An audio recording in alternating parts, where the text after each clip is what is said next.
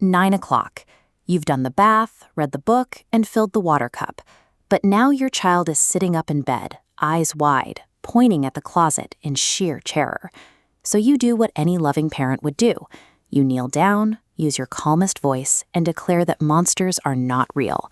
You even open the closet doors, flick on the light, and do a full sweep to prove the room is completely empty. For about 90 seconds, that works. They lie down. But the next night, the closet check takes twice as long. Then they ask you to check under the bed too.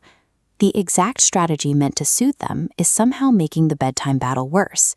Here is what your 3-year-old actually takes away from your thorough search.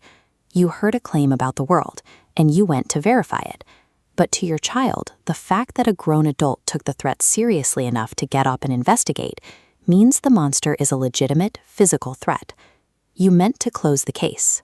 Instead, you opened an ongoing investigation, and investigations have to be repeated. Applying adult, fact-based logic to a toddler's fear actually validates the threat, feeding the exact anxiety you are trying to eliminate. To understand why logic fails here, we can look at this animated diagram of a child's developing brain. Between the ages of 3 and 6, a cognitive boundary is actively under construction. It is a wall separating what is imagined from what is physically real. During a bright afternoon in the kitchen, that boundary holds up perfectly. A stuffed bear is obviously just a bear. But when the sun goes down, the child is left alone in the dark with a busy imagination. Without a clear sense of time or visual anchors, that unfinished wall gets incredibly thin. The imaginary elements start bleeding over. The moment a scary mental picture triggers a real physical reaction, like a racing heart or a tight chest, the brain stops processing the fear as a thought. It processes it as an undeniable, heavy fact. You, as an adult, have a finished wall. You can comfortably stand on the reality side and easily identify a shadow as pure fantasy, but you are attempting to shout calm, correct facts over a wall that your child hasn't finished building yet. The harder you press the rational facts, the wider the gap becomes between your certainty and their immediate physical terror.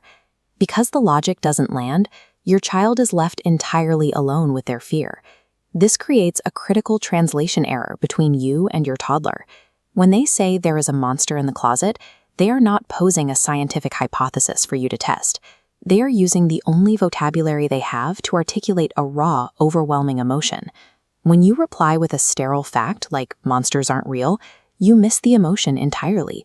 To a scared child, your fact translates directly to, your feeling does not count. A terrified, ignored child won't relax. Instead, may dig in. They have to escalate. They insist they saw it.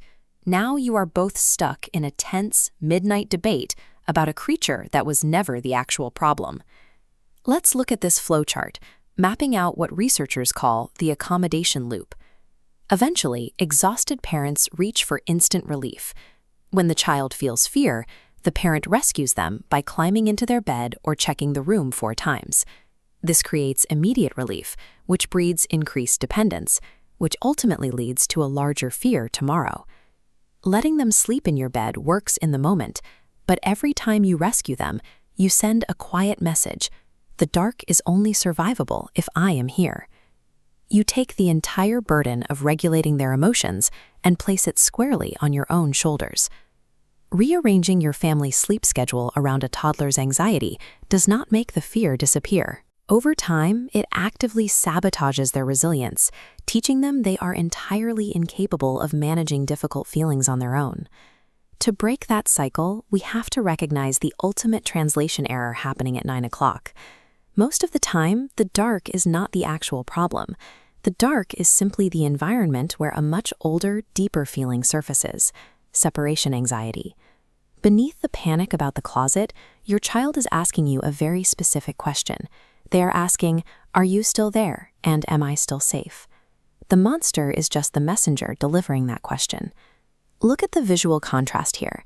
Instead of the old script where you try to prove the room is empty, you need a new script that directly validates the feeling. You kneel down, look at them, and say, it is hard to feel scared in the dark. I believe you. I am right here, and you are safe. Once they feel heard, their guard drops.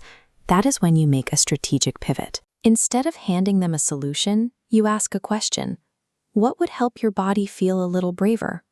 That single question transfers the emotional agency away from you and back to them. If they say a toy dinosaur can guard the door, or they want a flashlight next to their pillow, you let them have it. These are not bribes. They are transitional objects, small anchors of safety that your child holds onto, so they don't have to hold on to you. You are taking the exact blurry imagination that conjured the terrifying shadow and putting it to work as the cure. Instead of yelling logic from your side of the developmental wall, you walk around to their side and build comfort right there in the dark with them. By validating the raw emotion and giving them the tools to control their environment, you stop fighting imaginary creatures. You start building a psychological muscle, the belief that they can handle their own uncomfortable feelings. And that is a form of emotional resilience that will outlast the monsters by decades.